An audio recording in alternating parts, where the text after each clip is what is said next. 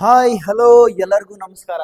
ನೀವು ನಮ್ಮ ಚಾನಲ್ನ ಫಾಲೋ ಮಾಡ್ತಿದ್ದರೆ ನಿಮಗೆ ಗೊತ್ತಿರುತ್ತೆ, ಇದು ಕ್ವಿಜ್ ನಂಬರ್ 6, 6ನೇ ಕ್ವಿಜ್. ಇದು ಯಾವುದ್ರ ಮೇಲೆ ಗೊತ್ತಾ? ನ್ಯಾಚುರಲ್ ಡಿಸಾಸ್ಟರ್ಸ್ ಎಂಬ ಚಾಪ್ಟರ್ನ ನಾವು 2 ವಿಡಿಯೋದಲ್ಲಿ ಕಂಪ್ಲೀಟ್ ಮಾಡಿದ್ದೀವಿ. ಅದು ನವೋದಯ EVS ಗೆ ಸಂಬಂಧಪಟ್ಟಂತೆ ಇದು ನಮಗೆ 6ನೇ ಕ್ವಿಜ್. ಓಕೆನಾ? 6ನೇ ಕ್ವಿಜ್ನ ನಾವು ಇವತ್ತು ಕಂಟಿನ್ಯೂ ಮಾಡ್ತಾ ಇದೀವಿ. EVS ಎಕ್ಸಾಮ್ಗೆ, ನವೋದಯ ಎಕ್ಸಾಮ್ಗೆ ಸಂಬಂಧಪಟ್ಟಂತೆ ನಾವು ಬಹಳ ಇಂಪಾರ್ಟೆಂಟ್ ಆಗಿರುವಂತ 15 ಪ್ರಶ್ನೆಗಳನ್ನ ನಾನು ಇವತ್ತು ತಗೊಂಡ್ಬಂದಿದ್ದೀನಿ.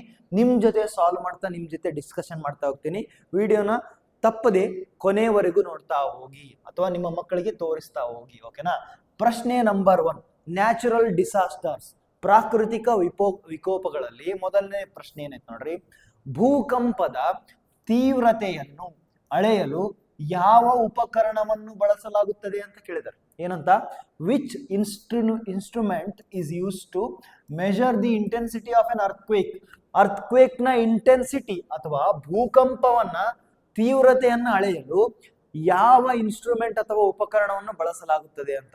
ಒಂದು ವೇಳೆ ನಿಮ್ಗೆ ಎಕ್ಸಾಮ್ ಅಲ್ಲಿ ಒಂದು ವೇಳೆ ಗೊತ್ತಿತ್ತು ಅಂತಂದ್ರೆ, ಲಾಸ್ಟ್ ಕ್ಲಾಸ್ ನೀವು ಅಟೆಂಡ್ ಮಾಡಿದ್ರಿ ಅಂತ ಗೊತ್ತಿತ್ತು ಅಂದ್ರೆ, ಸಿಸ್ಮೋಗ್ರಾಫ್ ಅಂತ. ಓಕೆನಾ? ಸಿಸ್ಮೋಗ್ರಾಫ್ ನ ಬಳಸ್ತೀವಿ ನಾವು. ಓಕೆನಾ?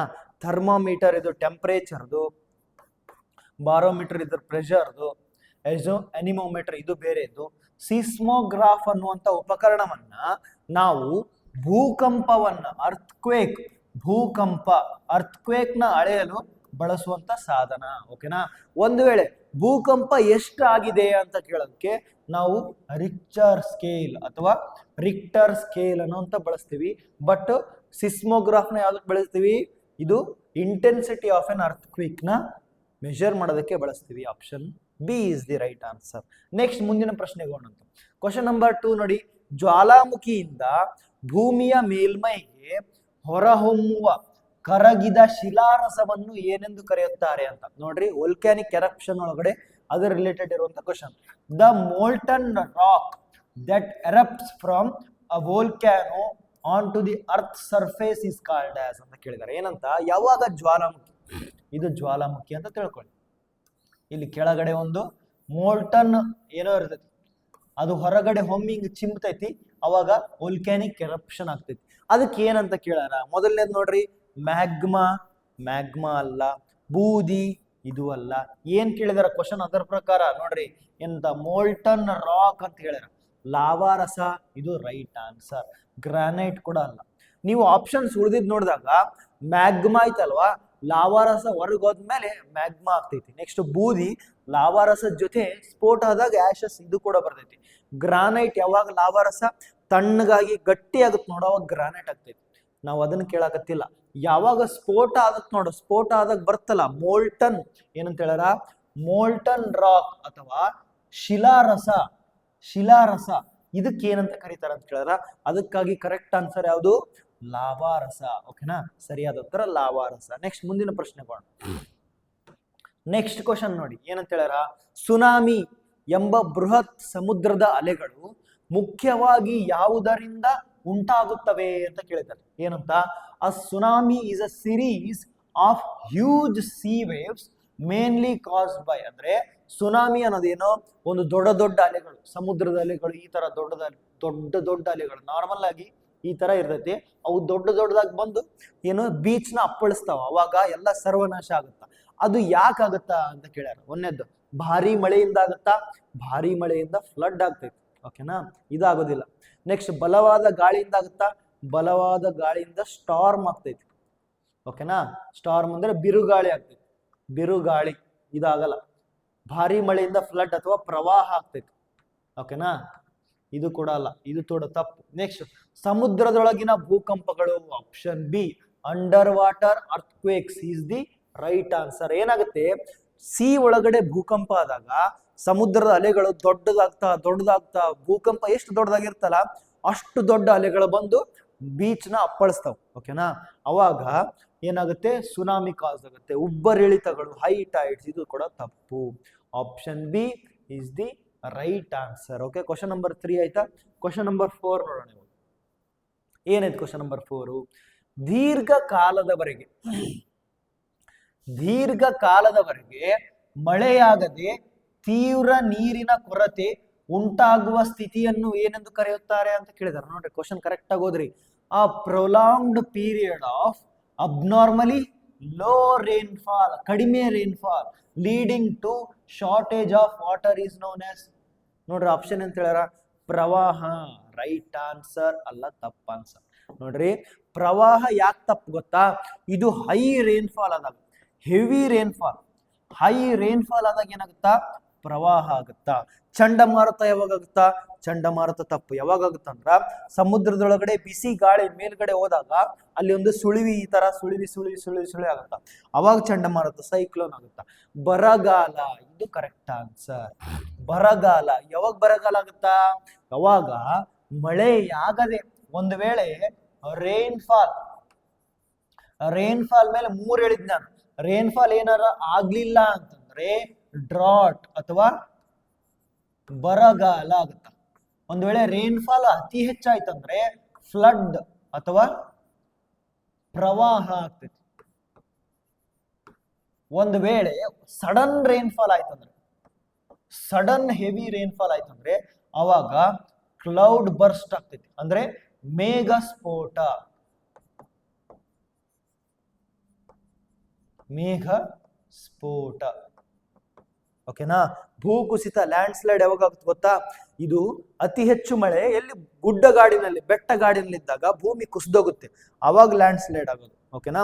ಒಂದು ಬೆಟ್ಟ ಇದೆ ಅಂತ ತಿಳ್ಕೊಳ್ಳಿ, ಮಳೆ ಆಯ್ತು, ಇಲ್ಲಿ ಅತಿ ಹೆಚ್ಚು ಮಳೆ ಆದ್ರಿಂದ ಈ ಮಣ್ಣು ಕುಸಿದು ಕೆಳಗಡೆ ಬಿದ್ದ್ಬಿಡ್ತು, ಲ್ಯಾಂಡ್, ಅವಾಗ ಭೂಕುಸಿತ ಆಗುತ್ತೆ. ಅವಾಗ ಕೆಳಗಡೆ ಏನಾದ್ರು ಹಳ್ಳಿಗಳಿದ್ದು, ಮನೆಗಳಿದ್ದು, ಅದ್ರ ಮೇಲೆಲ್ಲ ಭೂಮಿ ಬಂದು ಮಣ್ಣೆಲ್ಲ ತಗೊಂಡ್ಬಿಡ್ತಂದ್ರೆ ಅದರೊಳಗಡೆ ಜನ ಬಿದ್ದು ಸತ್ತೋಗ್ತಾರೆ.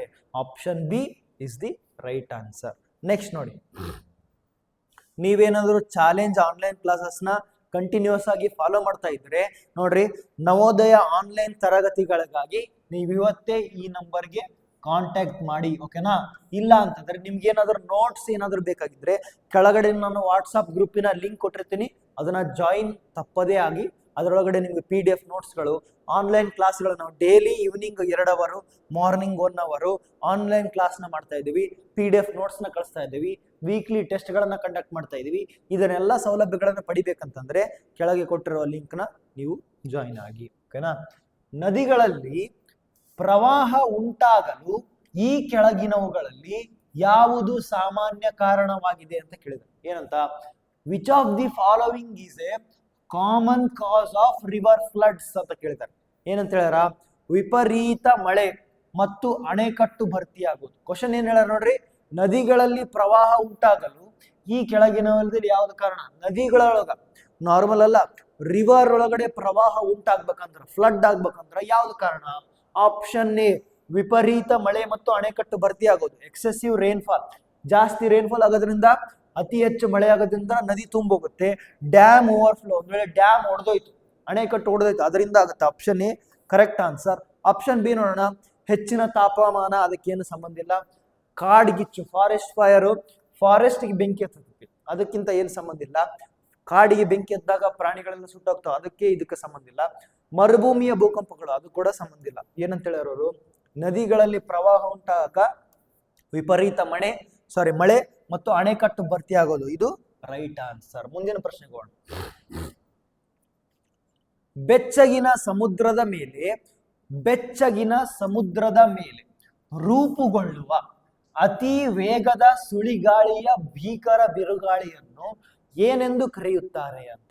ಅ violent storm with very strong swirling winds formed over warm oceans is called as. ಅಂದ್ರೆ ಒಂದು ವಯೋಲೆಂಟ್ ಸ್ಟಾರ್ಮ್ ಅಥವಾ ಬಿರುಗಾಳಿ ಎದ್ರ ಮೇಲೆ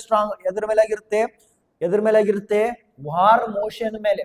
ಅದು ಸುಂಟರ ಗಾಳಿ ತರ ತಿರುಗಿ ಅತಿ ಹೆಚ್ಚು ಮಳೆನ ತಗೊಂಡ್ಬಂದು ಏನಾಗುತ್ತೆ? ತಗೊಂಡ್ಬರುತ್ತೆ. ಅವಾಗ ಅಕಾಲಿಕ ಮಳೆ ಅಂತ ಕರೀತಾರೆ. ಇದಕ್ಕೇನಂತ ಕರೀತಾರೆ ಗೊತ್ತಾ? ಇದಕ್ಕೇನಂತ ಕರೀತಾರೆ?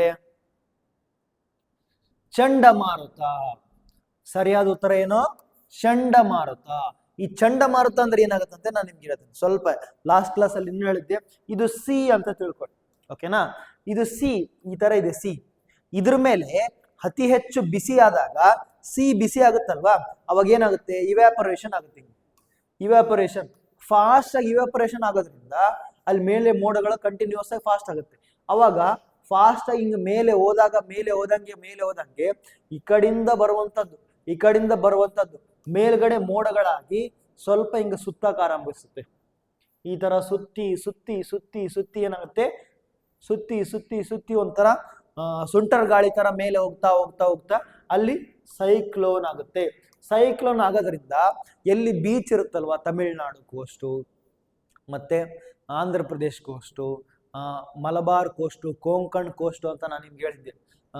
Konkan coast, Canara coast, next ಏನಿದೆ ನಾರ್ತನ್ ಸರ್ಕಾರ್ಸ್, ಅಲ್ಲಿ ಕೋಸ್ಟಲ್ ಲೈನ್ಸ್ ಅಲ್ಲಿ ಏನೇನಿದೆ ಬಂದು ಅಪ್ಪಳಿಸುತ್ತೆ.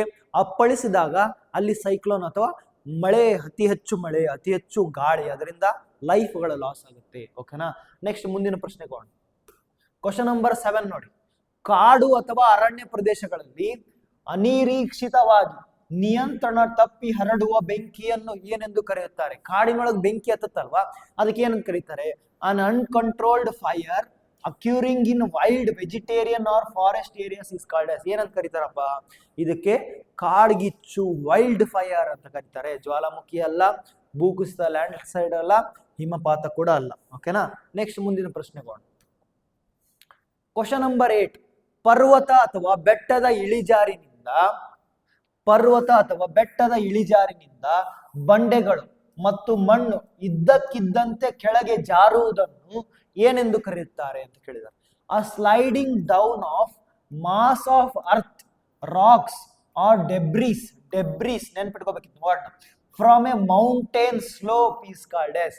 ಡೆಬ್ರೀಸ್ ಅಂದ್ರೆ ಉಳಿದ ಅವಶೇಷಗಳನ್ನೆಲ್ಲ ಬಂದು ಒಂಥರ ಮಣ್ಣು, ಹೊಲಸು, ಕಲ್ಲು, ಮಣ್ಣು ಎಲ್ಲ ಕುಸಿದು ಬಿಡುತ್ತೆ. ಕುಸಿಯೋದಕ್ಕೆ, ಕೆಳಗಡೆ ಬರಿಯೋದಕ್ಕೆ ಕುಸಿತ, ಭೂ ಕುಸಿತ, ಲ್ಯಾಂಡ್ ಸ್ಲೈಡ್. ನೋಡ್ರಿ ಇದ್ರೊಳಗಡೆ ಐತಿ, ಲ್ಯಾಂಡ್ ಅಂದ್ರೆ ಭೂಮಿ, ಸ್ಲೈಡ್ ಅಂದ್ರೆ ಜಾರು. ಈ ಜಾರೋದಕ್ಕೆ ಏನಂತ ಕರೀತಾರೆ? ಲ್ಯಾಂಡ್ ಜಾರೋದಕ್ಕೆ ಲ್ಯಾಂಡ್ ಸ್ಲೈಡ್ ಅಂತ ಕರೀತಾರೆ. ಇದು ಚಂಡಮಾರುತ ಅಲ್ಲ, ಇದು ಎಲ್ಲಿ ಆಗುತ್ತೆ? ಸಿ ಒಳಗಡೆ ಆಗುತ್ತೆ. ಪ್ರವಾಹ ಅತಿ ಹೆಚ್ಚು ಮಳೆಯೋದ್ರಿಂದ ಆಗೋದು, ಭೂಕಂಪ ಅರ್ಥ ಶೇಕ್ ಆಗೋದ್ರಿಂದ ಆಗೋದು. ಅತಿ ಸರಿಯಾದ ಉತ್ತರ ಭೂಕುಸಿತ. ಈ ಭೂಕುಸಿತ ಯಾಕಾಗುತ್ತೆ ಗೊತ್ತಾ? ಹೆವಿ ರೇನ್ಫಾಲ್ ಇಂದ, ಅತಿ ಹೆಚ್ಚು ಮಳೆ ಆಗೋದ್ರಿಂದ, ಅಥವಾ ಇಲ್ಲಿ ಗುಡ್ಡ ಬೆಟ್ಟಗಳಲ್ಲಿ ಭೂಕಂಪದಿಂದ ಕೂಡ ಆಗ್ಬೋದು. ಭೂಕಂಪದಿಂದ ಭೂಕುಸಿತ ಆಗುತ್ತೆ. ಓಕೆನಾ. ಕರೆಕ್ಟಾ? ಅರ್ಥ ಆಯ್ತು ಅನ್ಸುತ್ತೆ. ನೆಕ್ಸ್ಟ್ ಮುಂದಿನ ಪ್ರಶ್ನೆ ಕೊಡೋಣ. Question number 9. ಭಾರತದಲ್ಲಿ ತುರ್ತು ಸಂದರ್ಭಗಳಲ್ಲಿ ಅಥವಾ ವಿಪತ್ತು ಪರಿಹಾರಕ್ಕಾಗಿ ಸಂಪರ್ಕಿಸುವ ಸಾರ್ವತ್ರಿಕ ತುರ್ತು ಸಹಾಯವಾಣಿ ಯಾವುದು? ಓಕೆನಾ. Which emergency helpline number in India is dialled for general disasters, police emergency assistance? ಇಂಡಿಯಾದೊಳಗಡೆ ಎಮರ್ಜೆನ್ಸಿ ಅಸಿಸ್ಟೆನ್ಸ್ ಯಾವ ನಂಬರ್ ಐತಿ? ಆಪ್ಷನ್ ಒಳಗೈತಿ. Option A, B, C, D, ಈ 4 ಆಪ್ಷನ್ ಅದಾವಲ್ವಾ, ಯಾವುದು ಅಂತ ನೀವೈತಲ್ಲ ಕಮೆಂಟ್ ಮಾಡ್ಬೇಕು. ಕಮೆಂಟ್ ಮೂಲಕ ನನಗೆ ತಿಳಿಸ್ಬೇಕು. ನಿಮ್ಮ ನೇಮ್ ಹಾಕಿ ಅದ್ರ ಮುಂದೆ ಆನ್ಸರ್ ಏನಿತ್ತ? 100 ಇತ್ತ, 101 ಇತ್ತ, 101 ಅನ್ನ ನನಗೆ ತಿಳಿಸಿ. ಓಕೆನಾ. ನೆಕ್ಸ್ಟ್ ಮುಂದಿನ ಪ್ರಶ್ನೆ ಹೋಗೋಣ. Question number 10. ಭೂಕಂಪದ ಸಮಯದಲ್ಲಿ ನೀವು ಮನೆಯೊಳಗಿದ್ದರೆ ತಕ್ಷಣ ಏನು ಮಾಡಬೇಕು ಅಂತ ಕೇಳಿದ್ರು. ಏನಂತ? What should you do immediately if you are indoors during an earthquake? ಭೂಕಂಪ ಆಗ್ತಿದೆ, ನೀವು ಮನೆಯೊಳಗದಿರಿ, ನೀವೇನು ಮಾಡ್ಬೇಕಪ್ಪ? ಆಪ್ಷನ್ ಎ, ಲಿಫ್ಟ್ ಒಳಗೆ ಓಡುವುದು, ರನ್ ಇಂಟು ಎಲಿವೇಟರ್. ತಪ್ಪು. ಲಿಫ್ಟ್ ಅಲ್ಲೇ ಸ್ಟಕ್ ಆಗಿಬಿಡುತ್ತವಾಗ. ನೆಕ್ಸ್ಟ್, ಗಾಜಿನ ಕಿಟಕಿಗಳ ಬಳಿ ನಿಲ್ಲುವುದು, ಸ್ಟ್ಯಾಂಡ್ ನಿಯರ್ ಗ್ಲಾಸ್ ವಿಂಡೋಸ್. ತಪ್ಪು. ವಿಂಡೋಸ್ ಪಕ್ಕ ನಿಂದ್ರೆ ಒಡೆದೋಗಿ ನಿಮ್ ಕಣ್ಣು ಅಥವಾ ಏನಾದ್ರೂ ಹಾನಿ ಆಗ್ಬೋದು. ನೆಕ್ಸ್ಟ್ ನೋಡ್ರಿ, ಬಾಲ್ಕನಿಯಿಂದ ಜಿಗಿಯುವುದು, ಜಂಪ್ ಆಫ್ ಫಾರ್ ಬಾಲ್ಕನಿ. ತಪ್ಪು. ಮ್ಯಾಲಿಂದ ಜಿಗಿದ್ರೆ ಏನಾಗ್ತಾರೆ? ಸತ್ತು ಹೋಗ್ತಾರ. ಉಳಿದಿದ್ದೊಂದೇ, ಬಲವಾದ ಮೇಜಿನ ಕೆಳಗೆ ಕುಳಿತು ತಲೆ ರಕ್ಷಿಸಿಕೊಳ್ಳುವುದು, drop, cover or hold under sturdy furniture. ನಾನೇನು ಹೇಳಿದ್ದೆ? ಒಂದು ಟೇಬಲ್ ಅಥವಾ ಒಂದು ಮಂಚ ಯಾವ್ದು ಗಟ್ಟಿಯಾಗಿರುತ್ತೆ ನೋಡು, ಅದ್ರ ಕೆಳಗಡೆ ಹೋಗಿ ನಿಮ್ಮ ತಲೆಯಿಂದ ಹಿಡ್ಕೊಂಡು ನಿಂದಿರ್ಬೇಕು. ಯಾಕಂತಂದ್ರೆ ಮೇಲಿಂದ ಬಿದ್ದಾಗ ಆ ಟೇಬಲ್ ನಿಮ್ಮ ರಕ್ಷಣೆ ಮಾಡಬಹುದು ಸ್ವಲ್ಪ ಮಟ್ಟಿಗೆ. ಓಕೆನಾ. ಅರ್ಥ ಆಯ್ತಾ? Option B correct answer. Next ಮುಂದಿನ ಪ್ರಶ್ನೆ. ಹಿಮಾವೃತ ಅಥವಾ ಪರ್ವತಗಳಿಂದ ಹಿಮ ಮತ್ತು ಬಂಡೆಗಳು ವೇಗವಾಗಿ ಕೆಳಕ್ಕುರುಳುವ ವಿದ್ಯಮಾನವನ್ನು ಏನೆಂದು ಕರೆಯುತ್ತಾರೆ ಅಂತ ಕೇಳಿದ್ದಾರೆ? A sudden rapid flow of snow, ice and rocks down a mountain slide is called ಅಂತ. ಏನಂತ ಹೇಳಿದಾರೆ, ಯಾವಾಗ ಒಂದು ಮೌಂಟೇನ್ ಐತೆ ಅಂತ ತಿಳ್ಕೊಳ್ಳಿ. ಇದು ಮೌಂಟೇನ್, ಇದ್ರ ಮೇಲೆ ಸ್ನೋ ಇರ್ತೈತಿ, ಹೌದಾ, ಹಿಮ ಇರ್ತೈತಿ, ನೆಕ್ಸ್ಟ್ ಕಲ್ಲುಗಳು ಇರ್ತಾವ. ಅದೆಲ್ಲ ಫಾಸ್ಟ್ ಆಗಿ ಕೆಳಗಡೆ ಬರೋದಕ್ಕೆ ಏನಂತ ಕರೀತಾರ ಅಂತ ಗೊತ್ತಾ? ಅವಲಾಂಚೆ ಅಂತ ಕರೀತಾರೆ. ಏನಂತ? ಹಿಮಪಾತ, ಹಿಮಪಾತ ಅಥವಾ ಅವಲಾಂಚೆ. ಅವಲಾಂಚೆ ಅಂದ್ರೆ ಏನು? ಒಂದು ಬೆಟ್ಟ, ಅದರ ಮೇಲೆ ಸ್ನೋ ಇರುತ್ತೆ, ಹಿಮ ಇರುತ್ತೆ, ಅದು ಫಾಸ್ಟ್ ಆಗಿ ಕೆಳಗಡೆ ಬರುತ್ತೆ. ಈ ತರ ಫಾಸ್ಟ್ ಆಗಿ ಕೆಳಗಡೆ ಬರ್ತಿರುತ್ತೆ ಸ್ನೋ. ಹಿಂಗ ಅಂದ್ರೆ ಸ್ವಲ್ಪ ಅಲ್ಲ, ಹ್ಯೂಜ್ ಅಮೌಂಟ್ ಆಫ್ ಸ್ನೋ, ಅತಿ ಹೆಚ್ಚು ಸ್ನೋ ಕೆಳಗಡೆ ಧಾರಾಕಾರವಾಗಿ ಬರ್ತಾ ಹೋಗುತ್ತೆ. ಅದಕ್ಕೆ ಅವಲಾಂಚೆ ಅಂತ ಕರೀತಾರೆ. ಇದನ್ನ ಕರೆಕ್ಟ್ ಆಗಿ ನೆನ್ಪಿಡ್ಬೇಕು. ಅವಲಾಂಚೆ, ಸುನಾಮಿ ಅಲ್ಲ, ಜ್ವಾಲಾಮುಖಿ ಅಲ್ಲ, ಚಂಡಮಾರುತ ಅಲ್ಲ, ಅವಲಾಂಚೆ. ಕ್ವಶನ್ ನಂಬರ್ 11 ಆಯ್ತು. ಕ್ವಶನ್ ನಂಬರ್ 12 ನೋಡಿ. ಅವಲಾಂಚ್ ಅಥವಾ ಅವಲಾಂಚೆ. ಈ ಕೆಳಗಿನವುಗಳಲ್ಲಿ ಯಾವುದು ನೈಸರ್ಗಿಕ ವಿಕೋಪವಲ್ಲ? ಮಾನವ ನಿರ್ಮಿತ ವಿಪತ್ತು ಯಾವುದು? ಓಕೆನಾ? ಅಂದ್ರೆ which of the following is not A natural disaster, ಅಂದ್ರೆ ಪ್ರಾಕೃತಿಕವಾಗಿ ಆಗುವಂತ ವಿಕೋಪ ಅಲ್ಲ, ತಂತಾನೇ ಆಗೋದಲ್ಲ ಅಂತ ನೋಡ್ರಿ. ಸೈಕ್ಲೋನ್, ಇದು ತಂತಾನೇ ಆಗೋದಲ್ವಾ? ಪ್ರಾಕೃತಿಕ ಅಂದ್ರೆ ಮಾನವ ನಿರ್ಮಿತ ಯಾವುದು ಅಂತ ಕೇಳಿದಾರೆ. ಮಾನವ ನಿರ್ಮಿತ ಅಂದ್ರೆ ಮನುಷ್ಯರು ಮಾಡಿರುವಂತದ್ದು ಯಾವುದು, ಅಥವಾ ನ್ಯಾಚುರಲ್ ಡಿಸಾಸ್ಟರ್ಸ್ ಅಲ್ಲ. ಇನ್ನು ನೋಡ್ರಿ, ಚಂಡಮಾರುತ ಸಿ ಮೇಲೆ ಯಾರು ಬಂದು ಮನುಷ್ಯರು ಮಾಡ್ತಾರ, ತಂತಾನೇ ಆಗುತ್ತಾ? ಓಕೆನಾ? ಇದು ಹೌದು. ಭೂಕಂಪ ಇದನ್ನ ಯಾರು ಮನುಷ್ಯರು ಮಾಡಂಗಿಲ್ಲ, ತಂತಾನೇ ಆಗುತ್ತೆ. ನೆಕ್ಸ್ಟ್ ನೋಡ್ರಿ, ಕಾರ್ಖಾನೆ ರಾಸಾಯನಿಕ ಸೋರಿಕೆ, ಇಂಡಸ್ಟ್ರಿಯಲ್ ಕೆಮಿಕಲ್ ಲೀಕೇಜ್, ಇದೇನಾಗುತ್ತಾ? ಯಾರು ತಂತಾನೇ ಆಗೋದಿಲ್ಲ, ಯಾರಾದ್ರೂ ಮನುಷ್ಯರು ಮಾಡಿರುವಂತದ್ದು. ಓಕೆನಾ? ಸುನಾಮಿ ತಂತಾನೇ ಆಗುತ್ತೆ, ಇದು ಕೂಡ ತಪ್ಪು, ಇದು ಕೂಡ ತಪ್ಪು. ನೋಡ್ರಿ, ಇವು ಮೂರು ಏನಿವು ನ್ಯಾಚುರಲ್ ಡಿಸಾಸ್ಟರ್ಸ್. ಇವು ನ್ಯಾಚುರಲ್ ಡಿಸಾಸ್ಟರ್. ಇದೇನಿದು? Natural disaster. ಇದು ಮ್ಯಾನ್ ಮೇಡ್ ಡಿಸಾಸ್ಟರ್.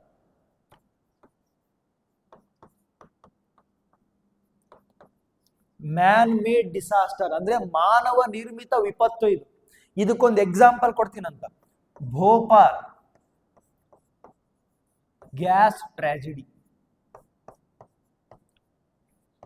ಅಂದ್ರೆ ಭೂಪಾಲ್ ಅಂದ ಒಂದು ಸಿಟಿ ಒಳಗಡೆ ಏನಾಗುತ್ತಂದ್ರೆ, ಒಂದಿನ ಇದ್ದಕ್ಕಿದ್ದಂತೆ ಒಂದು ವಿಷಕಾರಿ ಗ್ಯಾಸ್ ಐತಲ್ಲ ಭೂಪಾಲ್ ಒಳಗಡೆ ಸ್ಪ್ರೆಡ್ ಆಗಿಬಿಡ್ತಾರೆ. ಅದರಿಂದ ಎಷ್ಟೊಂದು ಜನ ಕೆಮ್ಮಿ ಕೆಮ್ಮಿ ಕೆಮ್ಮಿ ರಾತ್ರಿ ಸತ್ತೋಗ್ಬಿಡ್ತಾರೆ. ಇದು ಮಾನವ ನಿರ್ಮಿತ ಅಂದ್ರೆ ಮನುಷ್ಯರು ಮಾಡಿದ್ದು. ರಾಸಾಯನಿಕವನ್ನು ಮನುಷ್ಯರು ಮಾಡ್ತಾರೆ, ಯಾರಾದರೂ ಪ್ರಾಕೃತಿಕವಾಗಿ ಮಾಡ್ತಾರ? ಮನುಷ್ಯರು ಮಾಡೋದು. ಉಳಿದಿದ್ದೆಲ್ಲ ಏನು? ತಂತಾನೆ ನ್ಯಾಚುರಲ್ ಡಿಸಾಸ್ಟರ್. ಇದು ತಂತಾನೆ ಆಗೋದು ಏನು? ನ್ಯಾಚುರಲ್ ಡಿಸಾಸ್ಟರ್, ನೈಸರ್ಗಿಕ ವಿಕೋಪ. ಇದು ಉಳಿದಿದ್ದೀವಲ್ಲ, ಇದೆಲ್ಲ ಮನುಷ್ಯ ಮಾಡಿರೋದು. ಇದನ್ನ ನೆನ್ಪಿಟ್ಕೊಳ್ಳಿ. ಎರಡರ ನಡುಬರ್ಕ ಡಿಫ್ರೆನ್ಸ್ ನ ನೆನ್ಪಿಟ್ಕೊಳ್ಳಿ. ಕ್ವಶನ್ ನಂಬರ್ 12 ಆಯ್ತು. ಕ್ವಶನ್ ನಂಬರ್ 13 ನೋಡಿ. ಪ್ರವಾಹದ ನಂತರ ಕಲುಷಿತ ನೀರಿನಿಂದಾಗಿ ವೇಗವಾಗಿ ಹರಡುವ ರೋಗಗಳು ಯಾವುವು ಅಂತ ಕೇಳ್ತಾರೆ. ಏನಂತ? Which kind of diseases spread rapidly after a major flood due to contaminated water ಅಂತ. ಏನಂತ ಹೇಳಿದರೆ, ಪ್ರವಾಹದ ನಂತರ ಕಲುಷಿತ ನೀರಿನಿಂದ ವೇಗವಾಗಿ ಹರಡುವ ರೋಗಗಳು. ಅಂದ್ರೆ ಪ್ರವಾಹ ಆದ್ಮೇಲೆ ಅಲ್ಲಿ ನೀರು ಇರುತ್ತಲ್ಲ, ಆ ನೀರಿನಿಂದ ಹಲವಾರು ರೋಗಗಳು ಹರಡುತ್ತವೆ. ಅವು ಯಾವ್ಯಾವು? ಮೊದಲನೇದು ನೋಡ್ರಿ, ಮಧುಮೇಹ, ಡಯಾಬಿಟೀಸ್. ಇದು ಸಕ್ಕರೆ, ಶುಗರ್ ಇಂದ, ಶುಗರ್ ಸಕ್ಕರೆ ಕಾಯಿಲೆ ಐತಲ್ಲ, ಇದು ಅದರಿಂದ ಆಗುತ್ತೆ. ಪ್ರವಾಹಕ್ಕೆ ಇದಕ್ಕೆ ಸಂಬಂಧ ಇಲ್ಲ. ರಿಕೆಟ್ಸ್, ಇದು ಏನಾಗುತ್ತೆ? ರಿಕೆಟ್ಸ್ ಏನಾಗುತ್ತೆ ಗೊತ್ತಾ? ವಿಟಮಿನ್ಸ್ ನ ಕೊರತೆಯಿಂದ ಆಗೋದು. ಯಾವ್ದಿದು? ರಿಕೆಟ್ಸ್. ಅದಕ್ಕೆ ಇದಕ್ಕೆ ಪ್ರವಾಹಕ್ಕೆ ಇದಕ್ಕೆ ಸಂಬಂಧ ಇಲ್ಲ. ಸ್ಕರ್ವಿ ಕೂಡ ಹೌದು. ಇದೇನಿದು? ಇದು ಸ್ಕಿನ್ ಡಿಸೀಸ್. ಇದು ಕೂಡ ವಿಟಮಿನ್ಸ್ ನ ಕೊರತೆಯಿಂದ ಆಗೋದು. ನೋಡ್ರಿ, ನೀರು ಹರಡುವ ರೋಗಗಳು ಕಾಲೆರಾ ಮತ್ತೆ ಟೈಫಾಯ್ಡ್. ವಾಟರ್ ಬೋರ್ನ್ ಡಿಸೀಸ್, ಇಲ್ಲಿ ನೋಡಿ ಆಪ್ಷನ್ ಒಳಗಡೆನೆ ಐತಿ ನೋಡ್ರಿ. ಅವ್ರು ಏನಂತ ಕೇಳಿದಾರ? ನೀರಿಂದ ಹರಡೋದು ಅಂತ ಹೇಳಿದಾರ. ಇಲ್ಲಿ ನೀರು ಹರಡುವ ರೋಗಗಳು ಯಾವ್ಯಾವು? ಕಾಲೆರಾ ಮತ್ತೆ ಟೈಫಾಯ್ಡ್. ಕಾಲೆರಾ ಮತ್ತೆ ಟೈಫಾಯ್ಡ್ ಇದು ಯಾವ್ದರಿಂದ ಆಗುತ್ತಾ? ಕಾಲೆರಾ ಮತ್ತೆ ಟೈಫಾಯ್ಡ್ ಕಲುಷಿತ ನೀರು, ಹೊಲಸು ನೀರಿಂದ ಆಗುವಂಥದ್ದು ರೋಗ ಇದು. ನೆಕ್ಸ್ಟ್ ಕ್ವಶನ್ ನಂಬರ್ 13 ಆಯ್ತಲ್ವಾ? ಕ್ವಶನ್ ನಂಬರ್ 14 ನೋಡಿ. ಮಳೆಯ ಪ್ರಮಾಣವನ್ನು ಅಳೆಯಲು ಯಾವ ಉಪಕರಣವನ್ನು ಬಳಸಲಾಗುತ್ತದೆ? ನೋಡ್ರಿ, ಮೊದಲನೇದು ಥರ್ಮಾಮೀಟರ್. ಥರ್ಮಾಮೀಟರ್ ಯಾಕಪ್ಪ? ಇದು ಹೀಟ್ ಅಥವಾ ಟೆಂಪರೇಚರ್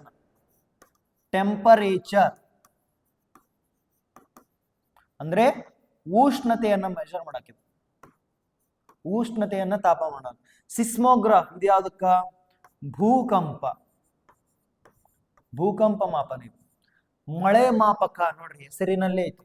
ಮಳೆಯನ್ನು ಯಾವ್ದರಿಂದ ಬಳಸ್ತಾರೆ? ರೇನ್ ಗಾಜ್, ಮಳೆ ಮಾಪಕ ಅಂತ ಕರೀತಾರೆ. ಸ್ಪೀಡೋಮೀಟರ್ ಸ್ಪೀಡ್ ಅನ್ನ ಅಳತೆ ಮಾಡ್ತದೆ. ಏನ್ ಅಳತೆ ಮಾಡುತ್ತಾ? ಸ್ಪೀಡ್ ಅಂದ್ರೆ ವೇಗ. ಗಾಡಿ ಒಳಗಿರುತ್ತಲ್ಲ ಹಿಂಗ ಸೌಂಡ್ 10 ಕಿಲೋಮೀಟರ್ 80 km/h ಅಂದ್ರೆ 80 ಸ್ಪೀಡ್ ಒಳಗೆ ಹೊಂಟಾನ ಅಂತ. ಅಷ್ಟು ಸ್ಪೀಡ್ ಒಳಗೆ ಹೋಗ್ಬಾರ್ದು, ಅದು ತೋರ್ಸತ್ತಂಗ. ಓಕೆನಾ? Next question number 15. ಮನೆಯಲ್ಲಿ ತುರ್ತು ವಿಪತ್ತು ಕಿಟ್, ಎಮರ್ಜೆನ್ಸಿ ಕಿಟ್ ಸಿದ್ಧವಾಗಿಟ್ಟುಕೊಳ್ಳುವ ಮುನ್ನ, ಮನೆಯಲ್ಲಿ ತುರ್ತು ವಿಪತ್ತು ಕಿಟ್ ಸಿದ್ಧವಾಗಿಟ್ಟುಕೊಳ್ಳುವ ಮುಖ್ಯ ಉದ್ದೇಶವೇನು? What is the primary purpose of keeping a disaster emergency kit ready at home? ಯಾವಕ್ಕ? ಒಂದು ಡಿಸಾಸ್ಟರ್ ಎಮರ್ಜೆನ್ಸಿ ಕಿಟ್, ಏನ್ರ ಹಿಂಗ ಮಳೆ ಏನ್ರ ಆಯ್ತು ಅಥವಾ ಏನ್ರ ಆಯ್ತು, ಭೂಕಂಪ ಆಯ್ತು, ಇಂಥ ಕಿಟ್ಗಳನ್ನ ರೆಡಿ ಮಾಡಿ ಇಟ್ಕೊಳಕ ಯಾಕೆ ಇಟ್ಕೋಬೇಕು ಅಂತ ಕೇಳಿದ್ದಾರೆ. ಒಂದು, ಐಷಾರಾಮಿ ಜೀವನಕ್ಕಾಗಿ, ತಪ್ಪು. ಲಕ್ಸುರಿ ಲಿವಿಂಗ್ ಸಲುವಾಗಲ್ಲ. ಶಾಲಾ ಮನೆ ಕೆಲಸಕ್ಕಾಗಿ, ತಪ್ಪು. ಫಾರ್ ಸ್ಕೂಲ್ ಹೋಮ್ವರ್ಕ್ ಅಲ್ಲ. ಆಪತ್ತಿನ ಸಮಯದಲ್ಲಿ ತಕ್ಷಣ ಬದುಕುಳಿಯುವಿಕೆ ಅಥವಾ ಪ್ರಥಮ ಚಿಕಿತ್ಸೆ ಆಗಿ, ಆಪತ್ತು ಏನ್ರ ಆಯ್ತಪ್ಪ ಅವಾಗ ಪ್ರಥಮ ಚಿಕಿತ್ಸೆ, ಫಸ್ಟ್ ಏಡ್ ಮಾಡಕ್ಕೆ, immediate survival basic first aid kit, first aid during the crisis. ಅಂದ್ರೆ ಯಾವಾಗ ಅತಿ ಹೆಚ್ಚು ಫ್ಲಡ್ ಆಗಿಬಿಡ್ತು, ಅವಾಗ ಬದುಕಕ್ಕೆ ಆಹಾರ ಅಥವಾ ಏನಾದ್ರೂ ನಮ್ ಕೈಗೆ ಬಂದು ಬೆಳೆದ್ಬಿಡ್ತು ಅಥವಾ ತಲೆಗೆ ಪೆಟ್ಟು ಬಿದ್ಬಿಡ್ತು, ಅವಾಗ ಫಸ್ಟ್ ಏಡ್ ಕೊಟ್ಕೊಳಕ ಎಲ್ಲ ಮಲಾಮು ಅವನ್ನೆಲ್ಲ ಏನೇನಿರುತ್ತೆ ನೋಡು, ಬ್ಯಾಂಡೇಜು, ಅವನ್ನೆಲ್ಲ ಒಂದು ಕಿಟ್ ಒಳಗೆ ಮಾಡಿ ಅದ್ರೊಳಗೆ ಇಟ್ಟಿದ್ರ ಈಗ ಅವಾಗ ಆಪತ್ತಿನಿಂದ ಪಾರಾಕ ಇದನ್ನ ಬಳಸಬಹುದು. ಪಿಕ್ನಿಕ್ ಹೋಗಕ ಅಲ್ಲ. ಓಕೆನಾ? ಇವತ್ತಿನ ಕ್ಲಾಸ್ ಇಲ್ಲಿಗೆ ಮುಕ್ತಾಯ ಆಯ್ತು. ನಿಮ್ಗೇನ್ರ ನವೋದಯ ಆನ್ಲೈನ್ ತರಗತಿ ಏನಾದ್ರು ಬೇಕಾಗಿದ್ದಾರ, ಡೈಲಿ ಲೈವ್ ಕ್ಲಾಸ್ ಮಾಡಕತ್ತೀವಿ ನಾವು. ಈವ್ನಿಂಗ್ 2 ತಾಸು, ಮಾರ್ನಿಂಗ್ ಅಂತಲ್ಲ, ಲೈವ್ ಕ್ಲಾಸ್, ಲೈವ್ ಕೋಚಿಂಗ್ ಕೊಡ್ತಾ ಇದ್ದೀವಿ. ಅಗಳೇ ಆಲ್ಮೋಸ್ಟ್ ಎಷ್ಟೊಂದು ಜನ ಮಕ್ಕಳು, ಒಂದು 15ರಿಂದ 20 ಜನ, ಎಷ್ಟೊಂದು ಜನ ಮಕ್ಕಳು ಜಾಯಿನ್ ಆಗಿ ಅವರೇ ಆನ್ಲೈನ್ ಕೋಚಿಂಗ್ನ ತಗೊಂತಿದ್ದಾರೆ, ಟೆಸ್ಟ್ಗಳನ್ನು ಅಟೆಂಡ್ ಮಾಡ್ತಿದ್ದಾರೆ, ಅವ್ರನ್ನೆಲ್ಲ ಡೌಟ್ಗಳನ್ನು ಕೇಳ್ತಿದ್ದಾರೆ. ನೀವು ಕೂಡ ಯಾರ್ಯಾರು ಈ ವಿಡಿಯೋ ನೋಡ್ತಾ ಇದ್ದೀರಾ, ನೀವು ಕೂಡ ತಪ್ಪದೆ ಈ ನಂಬರ್ಗೆ ಕಾಂಟ್ಯಾಕ್ಟ್ ಮಾಡಿ ಏನ್ ಮಾಡ್ರಿ, ಲೈವ್ ಕೋಚಿಂಗ್ನ ತಗೊಂಡು ಪಡೆದುಕೊಳ್ಳಿ. ಮನೆಯಿಂದನೇ ನವೋದಯನ ಕ್ಲಿಯರ್ ಮಾಡಿ. ಓಕೆ, ಮತ್ತೆ ನಾಳೆ ಇನ್ನೊಂದು ಟಾಪಿಕ್ ಇರ್ತೀನಿ. ಅಲ್ಲಿ ಬೈ ಬಾಯ್.